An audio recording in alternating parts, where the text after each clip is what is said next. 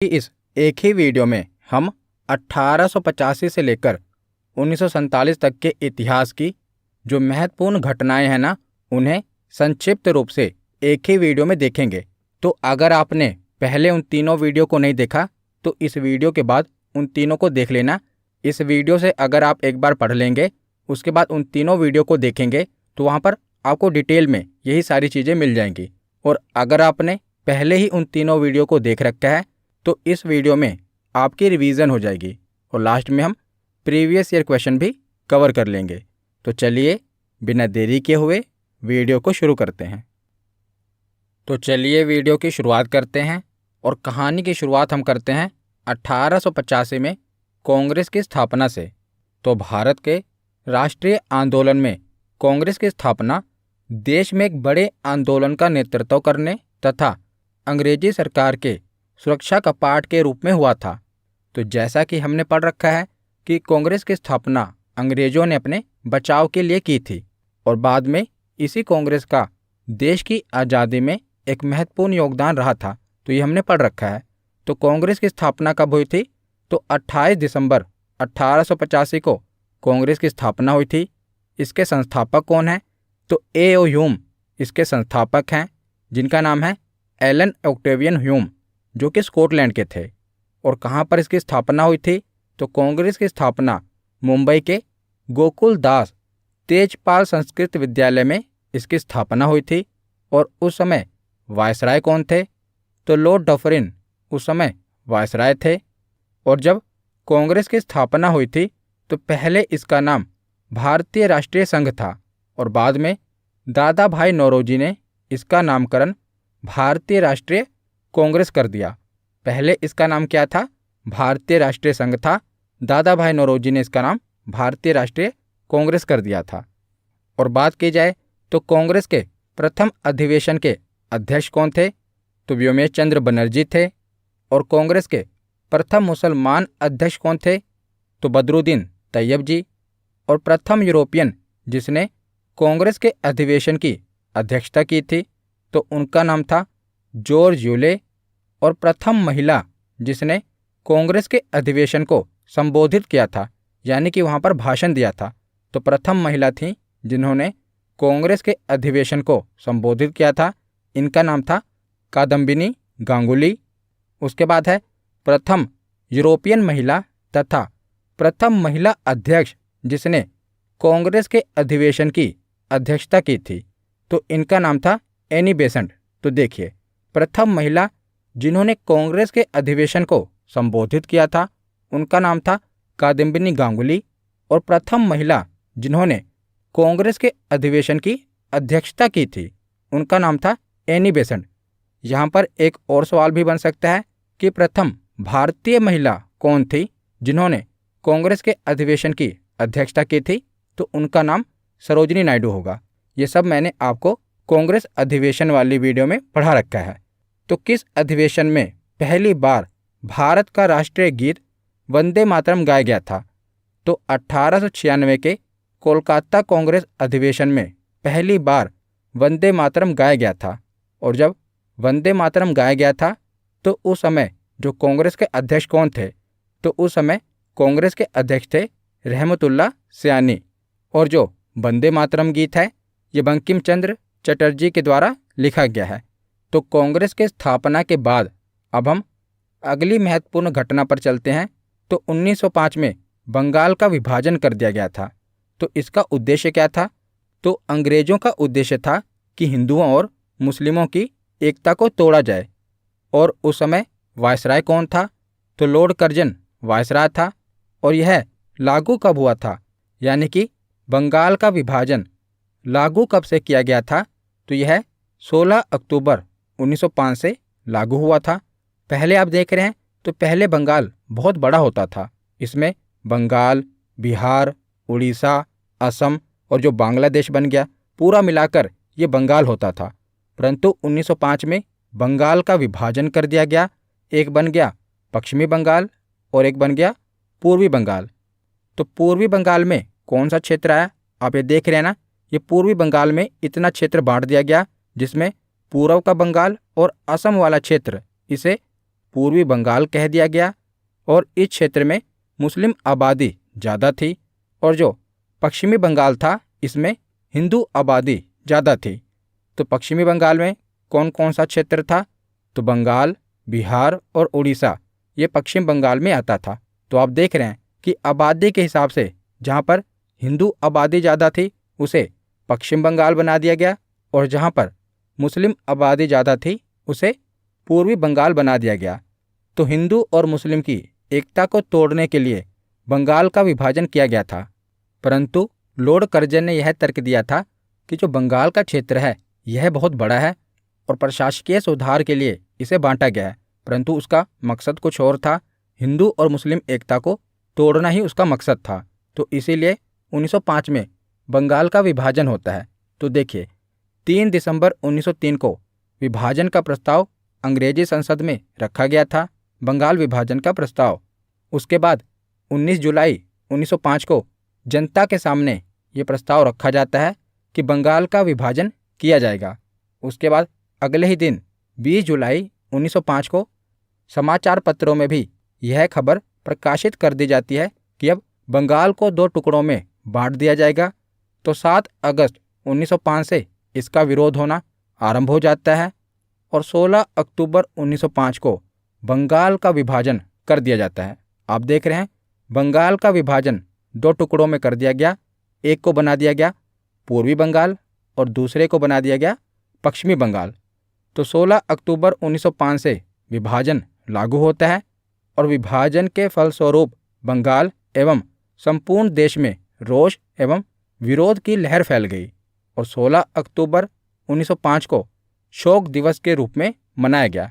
जिस दिन बंगाल का विभाजन किया गया उस दिन को शोक दिवस के रूप में मनाया गया और रविंद्रनाथ टैगोर के आह्वान पर 16 अक्टूबर 1905 को रक्षाबंधन दिवस के रूप में मनाया गया। तो हिंदू और मुस्लिम एकता को बनाए रखने के लिए 16 अक्टूबर 1905 को रक्षाबंधन दिवस मनाया गया और बंगाल विभाजन के अवसर पर ही रविंद्रनाथ टैगोर ने अपना प्रसिद्ध गीत अमार सोनार बांग्ला लिखा था और यह गीत जो इन्होंने लिखा था ना, यही आगे चलकर बांग्लादेश का राष्ट्रगान बन जाता है। अमार सोनार बांग्ला रविंद्रनाथ टैगोर जी के द्वारा लिखा गया था और यह बंगाल विभाजन के समय लिखा गया था। आगे चलकर बांग्लादेश ने इसे अपने राष्ट्रगान के रूप में अपना लिया।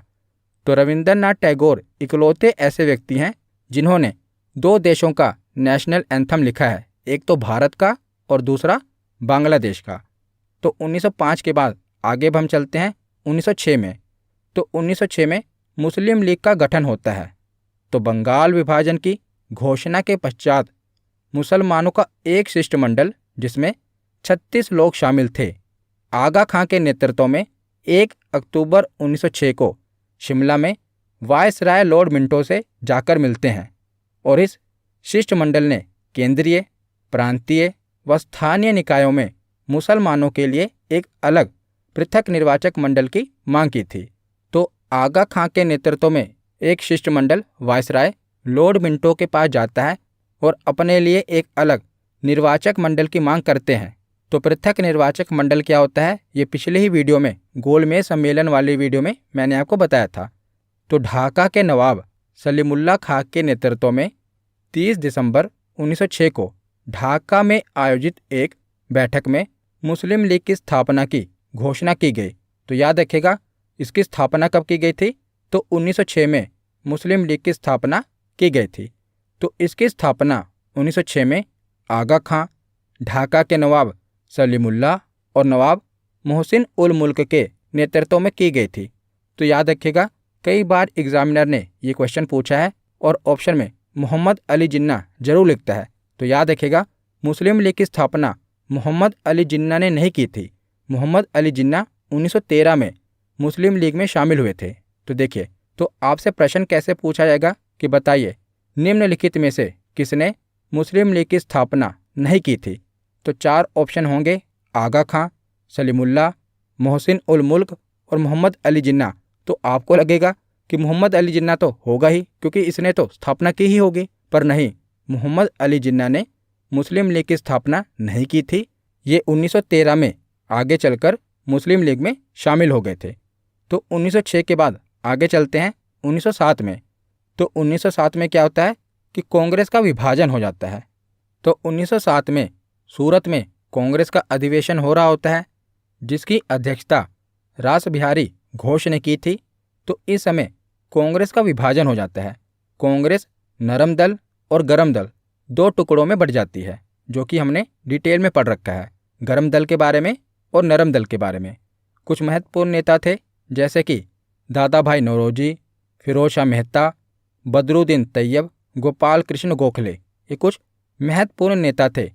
पर आपको नरमपंथी नेता याद नहीं रखने, आपको गरम दल के नेता याद रखने हैं, क्योंकि गरम दल के नेता याद रखने आसान है, बाकी जो बच गए वो नरम दल के नेता हैं।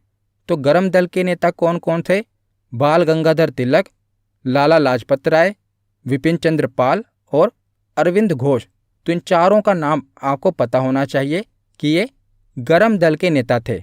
और पहले तीनों को तो लाल, बाल और पाल कहा जाता था। लाल से लाला लाजपत राय, बाल से बाल गंगाधर तिलक और पाल से विपिन चंद्र पाल। तो इन तीनों को लाल, बाल और पाल कहा जाता था। तो ये थे गरम दल के नेता। और चौथे नेता थे अरविंद घोष। तो इन चारों के बारे में आपको पता होना चाहिए कि ये गरम दल के नेता थे और बाकी नरम दल के नेता थे। तो 1907 में क्या होता है? कांग्रेस का विभाजन गरम दल और नरम दल में हो जाता है। तो 1907 के बाद अगली इतिहास की महत्वपूर्ण घटना देखते हैं 1908। तो 1908 में क्या होता है कि खुदीराम बोस को फांसी दे दी जाती है।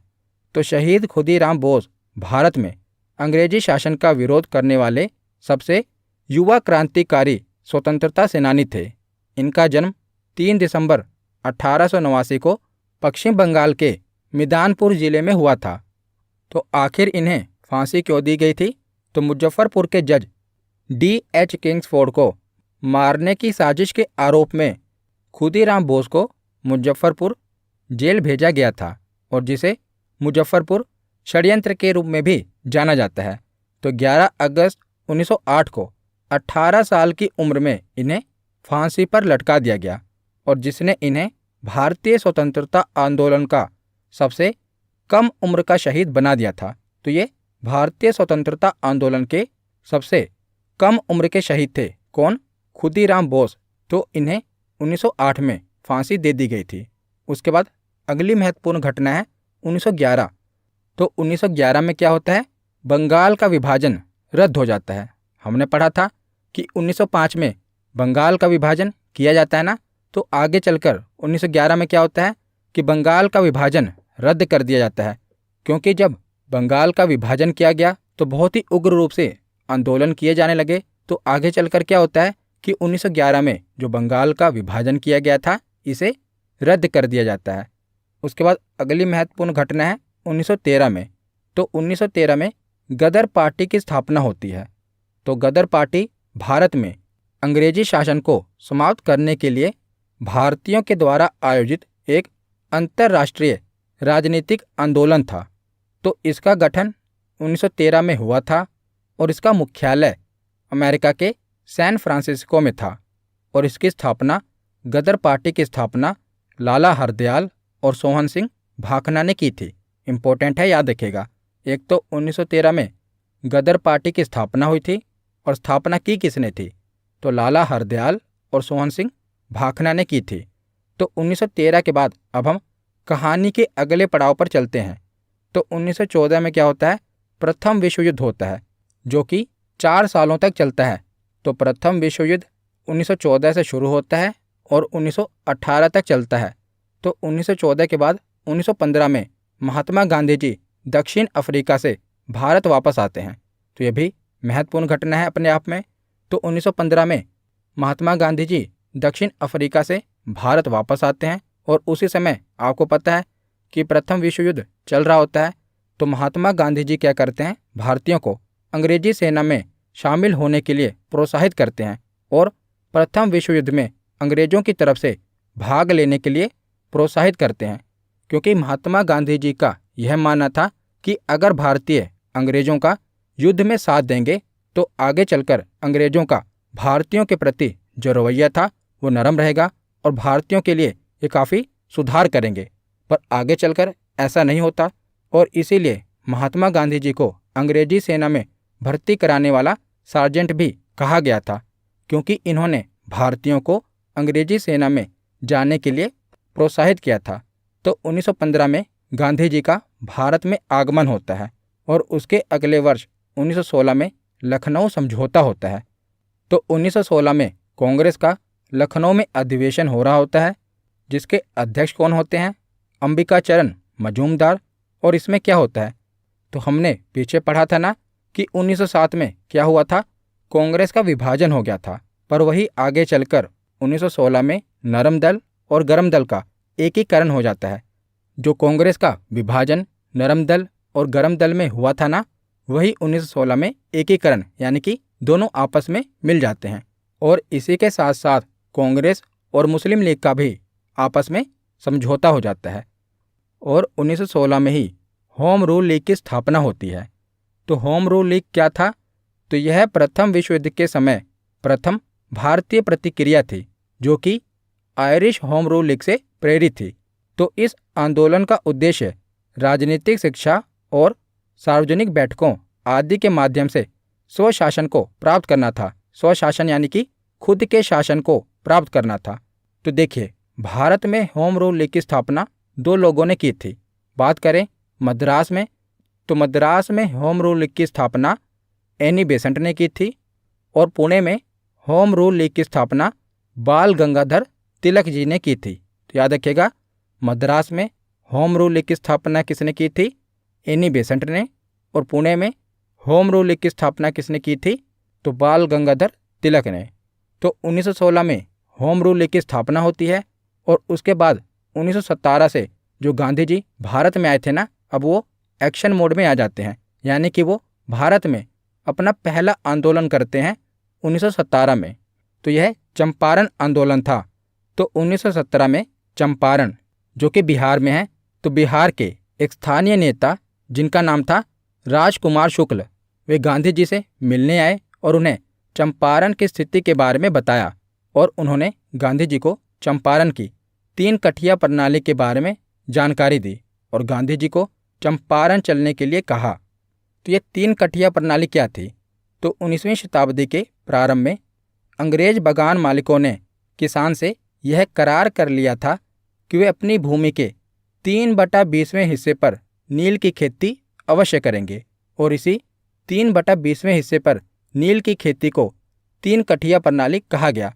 तो अंग्रेजी बागान मालिकों ने भारतीयों को अपने खेतों के 3/20वें हिस्से पर नील की खेती करने के लिए जबरदस्ती की।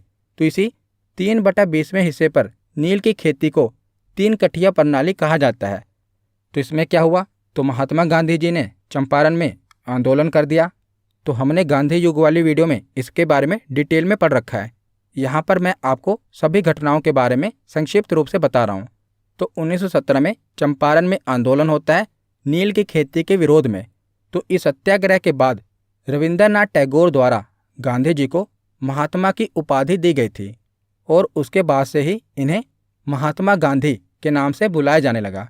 तो इसी आंदोलन के बाद रविंद्रनाथ टैगोर ने गांधी जी को महात्मा की उपाधि दी थी। तो याद रखिएगा, गांधी जी को महात्मा की उपाधि किसने दी थी? तो रविंद्रनाथ टैगोर ने दी थी। तो 1917 में चंपारण आंदोलन होता है और उसके बाद अगले ही वर्ष 1918 में अहमदाबाद मिल मजदूर आंदोलन होता है।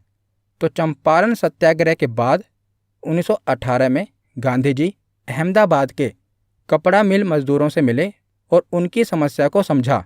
तो यहाँ का मामला क्या था? तो यहाँ का विवाद प्लेग बोनस को लेकर था। जब प्लेग की समाप्ति हुई तो मिल मालिकों ने बोनस को समाप्त करना चाहा, जिसको लेकर मजदूरों ने इसका विरोध किया था और गांधी जी ने भी मजदूरों को हड़ताल पर जाने के लिए कहा था और गांधी जी ने भी मजदूरों के साथ मिलकर आंदोलन किया था। तो यहाँ पर भी गांधी जी की विजय होती है। पिछले आंदोलन में भी, चंपारण आंदोलन में भी गांधी जी की जीत हुई और इस आंदोलन में भी गांधी जी की जीत होती है। उसके बाद खेड़ा आंदोलन होता है, तो ये भी 1918 में ही होता है। तो इसके बाद 1918 में गांधी जी खेड़ा गुजरात में हो रहे किसानों के साथ अत्याचार के विरुद्ध आवाज़ उठाते हैं और खेड़ा आंदोलन करते हैं। तो यहाँ पर किसानों की फसलें नष्ट हो जाने के बाद भी उनसे करों की वसूली की जा रही थी। तो इसी के खिलाफ गांधी जी आंदोलन करते हैं। तो गांधी जी ने किसानों को लगान ना देने के लिए कहा और इस मामले की जांच के बाद यह निष्कर्ष निकाला गया कि जो लगान है इसे माफ़ कर देना चाहिए। तो गांधी जी के दक्षिण अफ्रीका में किए गए उनके कार्यों के लेकर वे भारत में भी काफ़ी चर्चित थे और इन आंदोलनों में भी सफलता पाते हुए वो भारत में बड़े नेता के रूप में देखे जाने लगे थे। तो जैसा कि हमने देखा कि गांधी जी 1915 में भारत वापस आए थे और उसके बाद उन्होंने 3 आंदोलन किए।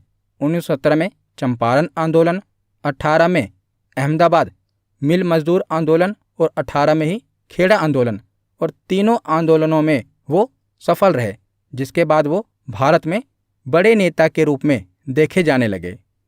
तो अब हम कहानी को आगे बढ़ाते हैं। तो 1918 के बाद 1919 में चलते हैं। तो 1919 में रोलेट एक्ट आता है। तो रोलेट एक्ट क्या है? तो 1914 से लेकर 1918 तक विश्व युद्ध चला और भारतीयों को लग रहा था कि अगर हम अंग्रेज़ों का साथ देंगे, जो कि उन्होंने दिया, तो प्रथम विश्व युद्ध के बाद अंग्रेज भारतीयों के लिए कुछ अच्छा लेकर आएंगे। पर अंग्रेज क्या लेकर आए? Rowlatt Act. तो जब 1918 में विश्व युद्ध समाप्त हो गया था, तो उसके बाद ही 1919 में अंग्रेज़ों के द्वारा रोलेट एक्ट भारत में लाया गया था। परंतु इस एक्ट में भारतीयों के लिए कोई अच्छी बात नहीं थी, जैसा गांधी जी और भारत के लोग सोच रहे थे। क्योंकि जैसे हमने ऊपर चर्चा की थी कि गांधी जी भारतीयों को विश्व युद्ध में अंग्रेज़ों की मदद के लिए अंग्रेजी सेना में भर्ती होने के लिए प्रोत्साहित कर रहे थे, ताकि विश्व युद्ध के बाद अंग्रेज भारत के लिए कुछ अच्छे कदम उठाएंगे। परंतु ऐसा कुछ नहीं होता। अंग्रेज क्या लेकर आते हैं? Rowlatt Act. तो रोलेट एक्ट क्या था? तो इसे बिना अपील, बिना वकील और बिना दलील का कानून कहा जाता है। क्यों कहा जाता है? क्योंकि इस एक्ट में था कि अंग्रेज़ों को अगर किसी पर शक होता है ना, तो शक के आधार पर भी वो किसी भी व्यक्ति को गिरफ्तार कर सकते हैं और उस पर मुकदमा चला सकते हैं। तो इसीलिए इसे बिना अपील, बिना वकील और बिना दलील का कानून कहा गया कि किसी पर भी शक के आधार पर उसे गिरफ्तार कर लो और उस पर देशद्रोह का भी मुकदमा चला सकते हैं। तो इसे रोलेट एक्ट कहा गया। इसको बिना अपील, बिना वकील और बिना दलील का कानून कहते हैं। और गांधी जी ने इसे काला कानून कहा था। तो इस कानून के बाद क्या हुआ कि भारतीय बाहर निकले और आंदोलन किया, और उसी आंदोलन में पंजाब के 2 लोकप्रिय नेता डॉक्टर सत्यपाल और डॉक्टर सैफुद्दीन किचलू की गिरफ्तारी हो जाती है। ये भी आंदोलन कर रहे थे और अंग्रेजों ने क्या किया? रोलेट एक्ट आ ही गया था, तो शक के आधार पर ही इनको गिरफ्तार कर लिया। डॉक्टर सत्यपाल और डॉक्टर सैफुद्दीन किचलू इनको गिरफ्तार कर लिया। तो इनकी गिरफ्तारी के बाद जनता का आक्रोश तेज हो गया और कई जगह हिंसाएं देखने को मिली। और इसी घटना के बाद जलियांवाला बाग का नरसंहार होता है। तो अमृतसर शहर में 13 अप्रैल 1919 को शाम 5 बजे जलियांवाला बाग में एक विशाल सभा रोलेट एक्ट को वापस लेने के लिए और डॉक्टर सत्यपाल और डॉक्टर सैफुद्दीन किचलू की जो गिरफ्तारी की गई है उन्हें रिहा करने के लिए भाषण चल रहा था। तभी क्या होता है कि एक सैन्य अधिकारी ब्रिगेडियर जनरल रोगिनाल डायर ने फौज द्वारा भीड़ पर गोली चलाने का आदेश दे दिया और इस घटनाकांड में लगभग 1500 लोग मारे गए। और वैसे सरकारी आंकड़ों की बात की जाए तो सरकारी आंकड़ों के अनुसार जो मारे गए लोगों की संख्या है वो केवल 379 है और घायलों की संख्या बताई गई है 1200। परंतु आपको पता ही है कि सरकारी आंकड़ों में हमेशा कम आंकड़े ही दिए जाते हैं। और वैसे इस घटना में लगभग 1500 लोग मारे गए थे, वो सभी निहत्थे थे और जनरल डायर के द्वारा उन पर गोली चलाने के आदेश दे दिए गए, जिनके बाद लगभग 1500 लोग मारे गए थे। और जलियांवाला बाग नरसंहार के समय भारत का वायसराय कौन था? तो लॉर्ड चेम्सफोर्ड ये उस समय भारत का वायसराय था। तो 1919 में जलियांवाला बाग नरसंहार होता है और इसी समय खिलाफत आंदोलन भी 1919 में ही शुरू होता है। तो उस समय क्या था? तो तुर्की के खलीफा को सारे विश्व के मुस्लिमों के द्वारा धार्मिक गुरु माना जाता था। तो जो तुर्की के खलीफा थे ना, ये दुनिया भर के मुसलमानों के द्वारा उन्हें अपना धार्मिक गुरु माना जाता था और इनके ऊपर और तुर्की के खलीफा के ऊपर अंग्रेजों के द्वारा बुरा व्यवहार किया जा रहा था और अंग्रेज उन्हें अपने पद से हटाना चाहते थे। तो अंग्रेजों के द्वारा उनके साथ किए जाने वाले इस व्यवहार को लेकर भारत में भी मुस्लिमों ने अंग्रेजों के विरुद्ध खिलाफत आंदोलन को शुरू कर दिया था और गांधी जी ने भी इस आंदोलन में सहयोग किया था, क्योंकि वे मुस्लिमों को भारत के अंग्रेजों के विरुद्ध राष्ट्रीय आंदोलन में जोड़ना चाहते थे। इसीलिए गांधी जी ने भी खिलाफत आंदोलन का सहयोग किया। तो प्रारंभ में इस आंदोलन का नेतृत्व यानी कि खिलाफत आंदोलन का नेतृत्व अली बंधुओं के द्वारा, जिनका नाम था शौकत अली और मोहम्मद अली, इनके द्वारा यह आंदोलन शुरू किया गया था। परंतु आगे चलकर खिलाफत आंदोलन का नेतृत्व गांधी जी को दे दिया गया था।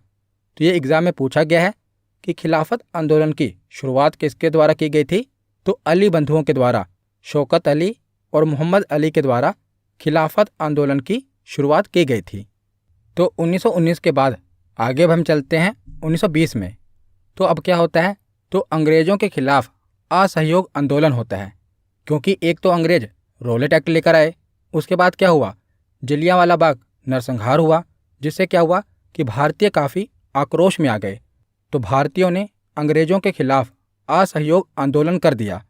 तो इन सब घटनाओं को देखते हुए गांधी जी के द्वारा अगस्त 1920 में असहयोग आंदोलन की शुरुआत करी गई थी और यह गांधी जी का भारत में प्रथम सबसे बड़े आंदोलन में से एक था और यह आंदोलन अहिंसक होना था, जिसमें भारतीयों को अपने खिताबों का त्याग, सरकारी शिक्षण संस्थानों का त्याग, सरकारी सेवाओं का त्याग, विदेशी सामान और चुनाव का बहिष्कार करना था, क्योंकि इसका नाम क्या था? असहयोग आंदोलन। तो अंग्रेजों के द्वारा दी जा रही जितनी भी सुविधाएं थी, अंग्रेजों के कानून का, उनके सामान का, उनके शिक्षण संस्थानों का, यानी कि एक तरह से उनका असहयोग करना था। इसीलिए इसे असहयोग आंदोलन कहा गया और इसमें गांधी जी ने भी अपनी केसरे हिंद की उपाधि त्याग दी थी। तो जब गांधी जी 1915 में दक्षिण अफ्रीका से भारत वापस आए थे ना, तो हमने पढ़ा था उन्होंने भारतीयों को प्रोत्साहित किया था कि वो अंग्रेजों का साथ दें, अंग्रेजी सेना में उनके साथ लड़ें। तो उस समय अंग्रेजों ने खुश होकर गांधी जी को केसरे हिंद की उपाधि दी थी और वही केसरे हिंद की उपाधि गांधी जी असहयोग आंदोलन में त्याग देते हैं। तो असहयोग आंदोलन चल ही रहा होता है कि अगली एक महत्वपूर्ण घटना घट जाती है, जिसे कहते हैं चौरी चौरा कांड। तो 5 फरवरी 1922 को गोरखपुर जिले में चौरी चौरा में किसानों के एक जुलूस पर पुलिस वाले क्या करते हैं? गोलियां चला देते हैं, जिसके बाद क्या होता है कि भीड़ के द्वारा थाने को जला दिया जाता है और इसमें 22 पुलिसकर्मी मारे जाते हैं।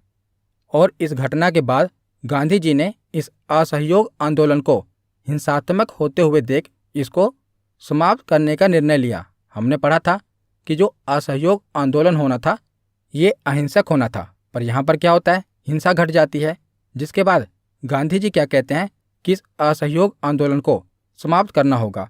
परंतु इस असहयोग आंदोलन को समाप्त करने के फैसले की आलोचना बहुत भारतीय नेताओं ने की थी, जैसे कि सुभाष चंद्र बोस के द्वारा इस फैसले को राष्ट्रीय संकट कहा गया था। इसके साथ कई नेता जैसे कि चित्तरंजन दास, लाला लाजपत राय, मोतीलाल नेहरू आदि ने भी इस असहयोग आंदोलन को समाप्त करने के इस फैसले की आलोचना की थी। परंतु गांधी जी अपने इस फैसले पर डटे रहे और आगे चलकर इन सभी ने गांधी जी के इस फैसले को स्वीकार कर लिया था और असहयोग आंदोलन को समाप्त कर दिया। तो चौरी चौरा कांड के बाद असहयोग आंदोलन समाप्त हो जाता है। उसके बाद 1923 में स्वराज पार्टी की स्थापना होती है। तो इसके बाद कुछ नेता थे जो कि गांधी जी के विचारों से सहमत नहीं रहा करते थे, जैसे कि चित्तरंजन दास और मोतीलाल नेहरू, जो गांधी जी के विचारों के साथ सहमत नहीं रहा करते थे। तो इन्होंने एक नई पार्टी की स्थापना करने का निर्णय लिया था।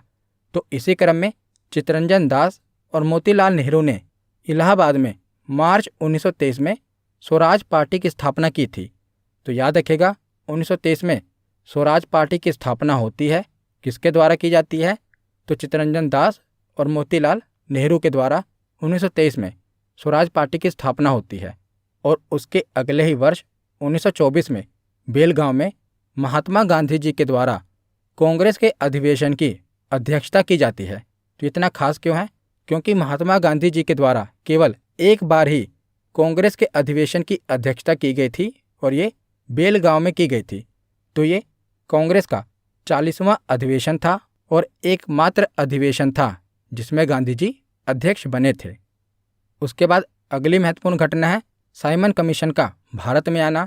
तो साइमन कमीशन 3 फरवरी 1928 को विलाय से मुंबई पहुंचा था और यहाँ इसका स्वागत देशव्यापी हड़ताल से हुआ था।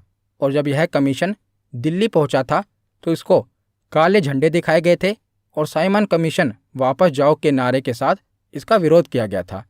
तो साइमन जब लाहौर पहुंचा था तो लाला लाजपत राय के नेतृत्व में इसके खिलाफ प्रदर्शन किया गया था और इसी प्रदर्शन में पुलिस के द्वारा लाठीचार्ज करने के बाद कुछ ही दिनों के बाद लाला जी की मृत्यु भी हो जाती है। तो साइमन कमीशन कब भारत आया था? तो 1928 में भारत आया था और इसके बाद 1929 में लाहौर में कांग्रेस का अधिवेशन होता है जिसकी अध्यक्षता पंडित जवाहरलाल नेहरू जी करते हैं और इसी अधिवेशन में पूर्ण स्वराज की मांग की जाती है। तो कांग्रेस के किस अधिवेशन में पूर्ण स्वराज की मांग की गई थी? तो लाहौर अधिवेशन में की गई थी जिसकी अध्यक्षता पंडित जवाहरलाल नेहरू जी करते हैं। तो उसके बाद 1929 के बाद 1930 में गांधी जी के द्वारा दांडी मार्च किया जाता है। तो यह दांडी मार्च 12 मार्च 1930 को शुरू हुआ था और 6 अप्रैल 1930 तक चला था और यह दांडी मार्च गांधी जी द्वारा साबरमती आश्रम से लेकर दांडी गुजरात तक चलाया गया था और इसमें गांधी जी के साथ भारत के अलग अलग क्षेत्रों से कुल 78 सहयोगियों ने शुरुआत में भाग लिया था। आगे चलकर यह गिनती लाखों में पहुंच जाती है, परंतु शुरुआत में 78 सहयोगियों ने गांधी जी के साथ भाग लिया था और जो इसकी दूरी थी, इस दांडी मार्च की दूरी थी, ये लगभग 241 मील थी। तो आपको पता ही है कि नमक पर कर लगाने के कानून के विरुद्ध गांधी जी ने दांडी मार्च किया था और यह मार्च 12 मार्च 1930 को शुरू हुआ था जो कि साबरमती आश्रम से शुरू हुआ था और 6 अप्रैल 1930 को दांडी में जाकर यह दांडी मार्च खत्म हुआ था। तो दांडी मार्च के बाद अगली महत्वपूर्ण घटना होती है प्रथम गोलमेज सम्मेलन। तो पिछले ही वीडियो में मैंने आपको तीनों गोलमेज सम्मेलन डिटेल में पढ़ा दिए। तो प्रथम गोलमेज सम्मेलन क्या है? तो जैसा कि आप देख रहे हैं कि भारत में आंदोलन चल रहे हैं तो अंग्रेजों को ये पता लग जाता है कि अगर भारत में ज़्यादा देर तक शासन करना है तो भारतीयों का सहयोग मिलना जरूरी है, क्योंकि अगर भारत पर लंबे समय तक शासन करना है तो भारतीयों का सहयोग जरूरी है। भारतीयों को भी प्रशासन में जगह देनी पड़ेगी। तो इसीलिए प्रथम गोलमेज सम्मेलन का आयोजन किया जाता है लंदन में और लंदन में भारत के अलग अलग राजनीतिक दलों को बुलाया जाता है और कहा जाता है कि आप यहाँ पर आओ और अपनी समस्याएं हमें बताओ, हम आपकी समस्याओं का निपटारा करेंगे, हम आपका सहयोग करेंगे और आपको भी प्रशासन में हिस्सा देंगे। तो यह सम्मेलन जो प्रथम गोलमेज सम्मेलन हुआ था ये 12 नवंबर 1930 से लेकर 19 जनवरी 1931 ईस्वी तक चला था। तो 1930 में यह सम्मेलन हुआ था और प्रथम गोलमेज सम्मेलन सेंट जेम्स पैलेस लंदन में आयोजित हुआ था। तो प्रथम गोलमेज सम्मेलन के समय ब्रिटिश सम्राट कौन था? तो जॉर्ज पंचम। अंग्रेजी प्रधानमंत्री कौन थे? तो रैमजे मैकडोनाल्ड। और उस समय गवर्नर जनरल यानी कि वायसराय कौन थे? तो लॉर्ड इरविन। ये तीनों ही क्वेश्चन पूछे जाते हैं कि प्रथम गोलमेज सम्मेलन के समय किंग कौन थे? तो जॉर्ज पंचम थे। प्रधानमंत्री यानी कि ब्रिटिश प्रधानमंत्री कौन थे? तो तीनों ही गोलमेज सम्मेलन में ब्रिटिश प्रधानमंत्री थे रैमजे मैकडोनाल्ड। और उस समय वायसराय कौन थे? तो लॉर्ड इरविन। तो पहले गोलमेज सम्मेलन में 89 प्रतिनिधियों ने भाग लिया था और इसमें ब्रिटिश राजनीतिक दलों के 16 प्रतिनिधि शामिल थे और भारत की तरफ से 73 प्रतिनिधियों ने भाग लिया था, जिसमें से 16 देशी रियासतों से थे और बाकी 57 राजनीतिक नेता थे। तो कुल मिलाकर 89 प्रतिनिधियों ने पहले गोलमेज सम्मेलन में भाग लिया था, परंतु कांग्रेस की तरफ से कोई भी प्रतिनिधि इस सम्मेलन में उपस्थित नहीं हुआ था, क्योंकि इस समय सविनय अवज्ञा आंदोलन चल रहा था भारत में तो भारत में एक तरफ तो अंग्रेजों के खिलाफ आंदोलन चल रहा है जिसका नेतृत्व कांग्रेस कर रही है, तो कांग्रेस एक तरफ तो अंग्रेजों के खिलाफ आंदोलन कर रही है, तो ऐसे में वो कैसे किसी भी सम्मेलन में जो कि अंग्रेजों के द्वारा रखा गया था उसमें भाग कैसे लें। तो इसीलिए कांग्रेस का कोई भी प्रतिनिधि इस गोलमेज सम्मेलन में उपस्थित नहीं हुआ था। तो प्रथम गोलमेज सम्मेलन के बाद होता है द्वितीय गोलमेज सम्मेलन। तो प्रथम गोलमेज सम्मेलन में कांग्रेस के द्वारा भाग नहीं लिया गया, जिसके बाद क्या होता है, गांधी जी और भारत के वायसराय इरविन के बीच में समझौता होता है। तो इरविन के द्वारा गांधी जी की कुछ मांगें मान ली जाती है और इरविन गांधी जी से कहता है कि हमारे भी कुछ शर्तें हैं कि आपको जो ये आंदोलन चल रहा है सविनय अवज्ञा आंदोलन, इसे समाप्त करना होगा और दूसरे गोलमेज सम्मेलन में भाग लेना होगा। तो गांधी जी और इरविन के बीच में समझौता हो जाता है, जिसके बाद क्या होता है, गांधी जी दूसरे गोलमेज सम्मेलन में भाग लेते हैं। तो दूसरा गोलमेज सम्मेलन 1931 को शुरू हुआ था और उसमें कांग्रेस ने भी भाग लिया था। तो कांग्रेस की तरफ से गांधी जी ने इस सम्मेलन में भाग लिया था और यह सम्मेलन लंदन में ही हुआ था। तो तीनों ही गोलमेज सम्मेलन लंदन में ही हुए थे। तो इस समय भी ब्रिटिश सम्राट कौन था, जॉर्ज पंचम। प्रधानमंत्री रैमजे मैकडोनाल्ड था, परंतु वायसराय बदल गया था। पहले गोलमेज सम्मेलन में वायसराय कौन था, तो पहले गोलमेज सम्मेलन में लॉर्ड इरविन वायसराय था, परंतु दूसरे गोलमेज सम्मेलन में लॉर्ड वेलिंगटन वायसराय बन गया था, याद रखिएगा। तो यहाँ हम देख लेते हैं। तो दूसरे गोलमेज सम्मेलन में जिन्होंने पहले गोलमेज सम्मेलन में भाग लिया था वो प्रतिनिधि तो आए ही थे, उसके अलावा कांग्रेस की तरफ से कौन आए थे, तो महात्मा गांधी जी। ये कांग्रेस के एकमात्र प्रतिनिधि थे जिन्होंने दूसरे गोलमेज सम्मेलन में हिस्सा लिया था। और महिलाओं की प्रतिनिधि कौन थी, तो सरोजनी नायडू और बेगम जहां आरा शाहनवाज। और राष्ट्रीय दल के प्रतिनिधि कौन थे, मदन मोहन मालवीय। और दलित वर्ग के प्रतिनिधि कौन थे, तो बाबा साहब भीमराव अंबेडकर। इन्होंने तीनों गोलमेज सम्मेलन में भाग लिया था। और मुसलमानों के प्रतिनिधि कौन थे, तो आगा खां तृतीय, मौलाना शौकत अली और मोहम्मद अली जिन्ना। इन्होंने भी दूसरे गोलमेज सम्मेलन में भाग लिया था, परंतु दूसरा गोलमेज सम्मेलन भी सफल नहीं हो पाया क्योंकि यहाँ पर सभी ने पृथक निर्वाचक मंडल की मांग रखी थी, जिसके बाद गांधी जी नाराज हो गए थे क्योंकि यहाँ पर सभी अपने अपने धर्मों के लिए अलग निर्वाचक मंडल की मांग कर रहे थे। जैसे कि मुसलमान, सिख, ये सभी अपने लिए पृथक निर्वाचक मंडल की मांग कर रहे थे। और वैसे भी मुसलमानों को, सिखों को, ईसाइयों को और एंग्लो इंडियन को पृथक निर्वाचक मंडल पहले ही दिया जा चुका था, परंतु वो इसके विस्तार की मांग कर रहे थे। तो पृथक निर्वाचक मंडल क्या होता है, मैंने पिछले ही वीडियो में आपको बताया था कि पृथक निर्वाचक मंडल में क्या होता है कि मान लीजिए कोई भी सीट अगर वो मुस्लिमों के लिए आरक्षित है तो उम्मीदवार कौन होगा, तो मुस्लिम ही उम्मीदवार होगा और जो उसे वोट देंगे ना वो भी मुस्लिम ही होंगे। तो इसीलिए इसे पृथक निर्वाचक मंडल कहा गया, जहां पर उम्मीदवार और मतदाता एक ही वर्ग के होंगे। अगर वो सीट अनुसूचित जाति के लिए रिजर्व है तो जाहिर सी बात है वहां पर जो चुनाव लड़ेगा वो तो अनुसूचित जाति का होगा ही, परंतु जो उसको वोट देंगे वो भी केवल अनुसूचित जाति के ही हो सकते हैं और किसी भी वर्ग का व्यक्ति उस उम्मीदवार को वोट नहीं दे सकता। तो उसी को पृथक निर्वाचक मंडल कहा जाता है। पिछली वीडियो में मैंने उदाहरण के साथ डिटेल में पृथक निर्वाचक मंडल और आरक्षित सीट क्या होती है कंपैरिजन करके आपको समझाया था, वो वीडियो आप देख लेना।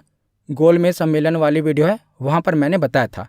तो दूसरे गोलमेज सम्मेलन में क्या होता है कि बाबा साहब भीमराव अंबेडकर भी अपने वर्ग के लिए यानी कि दलितों के लिए पृथक निर्वाचक मंडल की मांग कर लेते हैं, जिसके बाद क्या होता है गांधी जी काफ़ी नाराज हो जाते हैं क्योंकि गांधी जी को लगता है कि अगर दलितों को पृथक निर्वाचक मंडल दे दिया जाएगा तो इससे हिंदू धर्म में फूट पड़ जाएगी।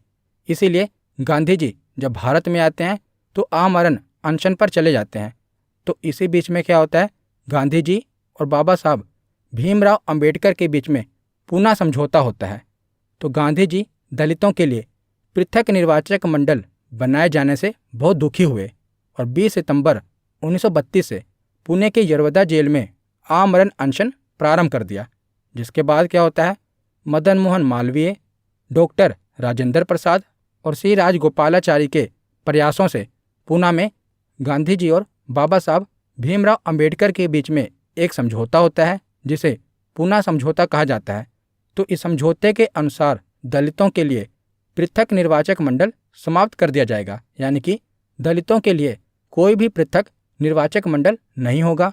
इसके बदले में दलितों के लिए जो रिजर्व सीटें थी वो 71 से बढ़ाकर 147 कर दी गई, यानी कि जो प्रांतों में दलितों के लिए पहले रिजर्व सीटें जो 71 थी उन्हें बढ़ाकर अब कितना कर दिया गया, तो 147 कर दिया गया। तो यही है पूना समझौता, जो कि गांधी जी और बाबा साहब भीमराव अंबेडकर के बीच में हुआ था। तो इसके बाद क्या होता है, तो तीसरा गोलमेज सम्मेलन होता है।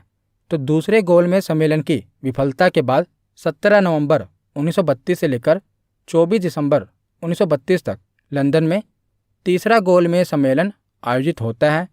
और तीसरे गोलमेज सम्मेलन में बहुत ही कम प्रतिनिधियों ने भाग लिया था। तो इस समय भी किंग कौन थे, तो जॉर्ज पंचम थे, प्रधानमंत्री रैमजे मैकडोनाल्ड थे, और भारत में वायसराय कौन थे, तो लॉर्ड वेलिंगटन थे। तो तीसरे गोलमेज सम्मेलन में कांग्रेस ने भाग नहीं लिया था, क्योंकि जब दूसरे गोलमेज सम्मेलन में कांग्रेस ने भाग लिया था और वहाँ पर कोई परिणाम नहीं निकल पाया, जिसके बाद गांधी जी भारत वापस जाते हैं और दोबारा से सविनय अवज्ञा आंदोलन शुरू कर देते हैं। इसीलिए गांधी जी को पुणे की यरवदा जेल में बंद कर दिया गया था। तो उसी जेल में उन्होंने आमरण अनशन रखा था ना, तभी तो गांधी जी और बाबा साहब भीमराव अंबेडकर के बीच में जो समझौता हुआ था ना, वो पुणे की यरवदा जेल में ही हुआ था। उसके बाद जब तीसरा गोलमेज सम्मेलन होता है तो इसमें कांग्रेस ने भाग नहीं लिया और इंग्लैंड की लेबर पार्टी ने भी इसमें भाग नहीं लिया था, और मोहम्मद अली जिन्ना को भी इसमें आमंत्रित नहीं किया गया था। तो तीसरा गोलमेज सम्मेलन भी एक तरह से असफल रहा था। उसके बाद देखते हैं, तो 1935 में भारत सरकार अधिनियम 1935 पारित किया जाता है और यह 1937 में लागू होता है। तो यह अधिनियम लॉर्ड लिनलिथिगो के नेतृत्व वाली संयुक्त चयन समिति की रिपोर्ट पर आधारित था। तो जो भारत सरकार अधिनियम 1935 पारित हुआ था ना, अभी जो वर्तमान में भारत का संविधान है, इसमें भी जो भारत सरकार अधिनियम 1935 पारित हुआ था, इसका महत्वपूर्ण हिस्सा अभी भी भारत के संविधान में शामिल है। उसके बाद 1939 में दूसरे विश्व युद्ध की शुरुआत हो जाती है और दूसरा विश्व युद्ध 1 सितंबर 1939 से लेकर 2 सितंबर 1945 तक चलता है। और अगले ही साल यानी कि 1940 में मुस्लिम लीग ने एक अलग देश पाकिस्तान की मांग कर दी थी। इससे पहले ऑफिशियल रूप से पाकिस्तान की मांग नहीं हुई थी, परंतु 1940 में मुस्लिम लीग के द्वारा ऑफिशियली पाकिस्तान की मांग की जाती है। तो 1940 के बाद 1942 में क्रिप्स मिशन भारत में आता है। तो पहले हमने देखा था ना कि जब पहला विश्व युद्ध हुआ था तब भारतीयों ने अंग्रेजों का साथ दिया था और अंग्रेज इसके बदले में क्या लेकर आए थे, रोलेट एक्ट लेकर आए थे। तो अब भारतीय समझ गए थे कि अंग्रेजों का साथ देकर हमें कुछ नहीं मिलेगा। तो उसमें क्या होता है कि आप देख रहे हैं, तो अभी क्या हो रहा है, 1939 में दूसरे विश्व युद्ध की शुरुआत होती है। तो क्रिप्स मिशन भारत में आता है। तो इसका उद्देश्य क्या होता है कि दूसरे विश्व युद्ध में भारतीयों का सहयोग प्राप्त करना। परंतु अब भारतीय समझ गए थे कि अंग्रेजों का युद्ध में साथ देकर कोई फायदा नहीं होगा। तो क्रिप्स मिशन 1942 में भारत आया था और स्टेफोर्ड क्रिप्स ब्रिटेन में विंस्टन चर्चिल की गठबंधन सरकार में लेबर मिनिस्टर थे, यानी कि श्रम मंत्री थे। तो इन्हीं के नेतृत्व में क्रिप्स मिशन भारत आया था। तो क्रिप्स मिशन 22 मार्च से 11 अप्रैल 1942 तक भारत आया और इसका उद्देश्य द्वितीय विश्व युद्ध में ब्रिटिश युद्ध के लिए भारतीय सहयोग प्राप्त करना था। परंतु भारतीयों ने मना कर दिया, क्योंकि भारतीय अब समझ गए थे कि अंग्रेजों का साथ देकर कोई फायदा नहीं है। और उसके बाद 1942 में ही भारत छोड़ो आंदोलन शुरू हो जाता है। तो इसी आंदोलन को अगस्त क्रांति के नाम से भी संबोधित किया गया है। तो भारत छोड़ो आंदोलन को ही अगस्त क्रांति या अगस्त आंदोलन के नाम से जानते हैं। तो इसके बाद अंग्रेजों के द्वारा ऑपरेशन जीरो आवर चलाया गया, जिसके तहत क्या हुआ कि जो भी भारत छोड़ो आंदोलन को लीड कर रहे हैं, इनको पकड़कर जेल में डाल दिया गया, जिसके तहत गांधी जी सहित लगभग सारे बड़े नेताओं को गिरफ्तार कर लिया गया था। और गांधी जी को अंग्रेजों के द्वारा गिरफ्तार करके आगा खां पैलेस में कैद करा गया था। और अंग्रेजों की ओर से पूरी कोशिश इस आंदोलन को दबाने की हो रही थी, परंतु इस आंदोलन के दूसरी पंक्ति के नेताओं ने अलग अलग क्षेत्रों से यह आंदोलन जारी रखा और इसके साथ साथ लोगों ने भी इस आंदोलन में खूब सहयोग किया था और यह आंदोलन भारत के अंतिम सबसे बड़ी स्वतंत्रता संग्राम की लड़ाई में से एक बना था, भारत छोड़ो आंदोलन। उसके बाद क्या होता है, तो 1945 में शिमला सम्मेलन होता है। तो 1945 में शिमला सम्मेलन आयोजित किया गया था और यह भारत शिमला में वायसराय लॉर्ड वेवेल और भारत के प्रमुख राजनीतिक नेताओं के बीच बैठक हुई थी और यह वेवेल योजना के प्रावधानों पर चर्चा करने के लिए आयोजित किया गया था और यह सम्मेलन 24 जून 1945 को शिमला में शुरू हुआ था और 14 जुलाई 1945 तक चला था, परंतु शिमला सम्मेलन विफल साबित हुआ, इसमें से कोई निष्कर्ष नहीं निकला। और 1946 में क्या होता है, तो कैबिनेट मिशन भारत आता है। तो इसका उद्देश्य क्या था, तो इस समय यह तय हो गया था कि अब भारत को आज़ाद कर दिया जाएगा। तो भारत के लिए एक संविधान के निर्माण के संबंध में भारतीय नेताओं के साथ समझौते पर पहुंचना इसका उद्देश्य था। दूसरा इसका उद्देश्य क्या था कि एक संविधान बनाने वाली संस्था तैयार करना, यानी कि संविधान सभा को तैयार करना। और तीसरा इसका उद्देश्य क्या था कि प्रमुख भारतीय दलों के समर्थन से एक कार्यकारी परिषद की स्थापना करना। तो ये कैबिनेट मिशन का उद्देश्य था। तो उसके बाद आगे हम चलते हैं कहानी के आखिरी पड़ाव में 1947 में। तो 22 मार्च 1947 को ब्रिटिश भारत का 34वां एवं अंतिम governor general Lord Mountbatten Bharat आया और लगभग 2 महीनों की वार्ता के पश्चात लॉर्ड माउंटबेटन इस नतीजे पर निकला कि भारत का विभाजन करना जरूरी है और लॉर्ड माउंटबेटन की योजना के अनुसार भारत और पाकिस्तान 2 अलग देश बना दिए गए। तो 1947 में माउंटबेटन योजना के अनुसार ही भारत और पाकिस्तान 2 अलग देश बना दिए गए। तो उस समय तो भारत के 2 टुकड़े किए गए थे, यानी कि एक पश्चिमी पाकिस्तान बना था और एक पूर्वी पाकिस्तान बना था। जो पूर्वी पाकिस्तान था ये आगे चलकर बांग्लादेश बन जाता है, यानी कि पाकिस्तान से आज़ाद हो जाता है। परंतु 1947 में भारत को 2 तरफ से बांटा गया था। पश्चिमी तरफ से पश्चिमी पाकिस्तान बनाया गया था और पूर्वी तरफ से पूर्वी पाकिस्तान बनाया गया था। इन दोनों का कंट्रोल पाकिस्तान के पास ही था, परंतु आगे चलकर पूर्वी पाकिस्तान पाकिस्तान से आज़ाद हो जाता है और बांग्लादेश बन जाता है। तो यहाँ पर हमारा थ्योरी सेक्शन कंप्लीट होता है। अब हम प्रीवियस ईयर क्वेश्चन देखते हैं। तो पहला प्रश्न है कि चंपारण सत्याग्रह के दौरान नील की खेती किस नाम से पहचानी जाती थी। तो चंपारण सत्याग्रह के दौरान नील की खेती को 3 कठिया पद्धति कहते थे। तो इसका सही जवाब है ऑप्शन ए। अगला प्रश्न है कि बंगाल का विभाजन किस वर्ष रद्द किया गया था। तो बंगाल का विभाजन 1905 में हुआ था और इस विभाजन को रद्द किया गया था 1911 में। तो इसका सही जवाब है ऑप्शन सी। अगला प्रश्न है कि निम्नलिखित स्वतंत्रता सेनानियों में से कौन मोतीलाल नेहरू के साथ स्वराज पार्टी का सह संस्थापक था। तो स्वराज पार्टी की स्थापना मोतीलाल नेहरू के साथ किसने की थी, तो चित्तरंजन दास ने। तो इसका सही जवाब है ऑप्शन बी। अगला प्रश्न है कि निम्नलिखित घटनाओं को काल अनुक्रमिक क्रम में व्यवस्थित कीजिए और नीचे दिए गए कूट से सही उत्तर का चयन कीजिए। तो आपको इन घटनाओं का सही क्रम बताना है। तो कौन कौन सा कथन दिया गया है, पूना संधि, गांधी इरविन समझौता, क्रिप्स मिशन और सविनय अवज्ञा आंदोलन। तो सबसे पहले तो इन घटनाओं में से सविनय अवज्ञा आंदोलन हुआ, उसके बाद गांधी इरविन समझौता हुआ, गांधी इरविन समझौता के बाद पूना संधि और आखिर में क्रिप्स मिशन भारत आया था। तो इसका सही जवाब क्या होगा, इसका सही जवाब होगा ऑप्शन सी। पहले आएगा फोर्थ, फिर सेकंड, फिर फर्स्ट, फिर थर्ड। तो इसका सही जवाब है ऑप्शन सी। अगला प्रश्न है कि खिलाफत आंदोलन किस वर्ष में प्रारंभ हुआ था।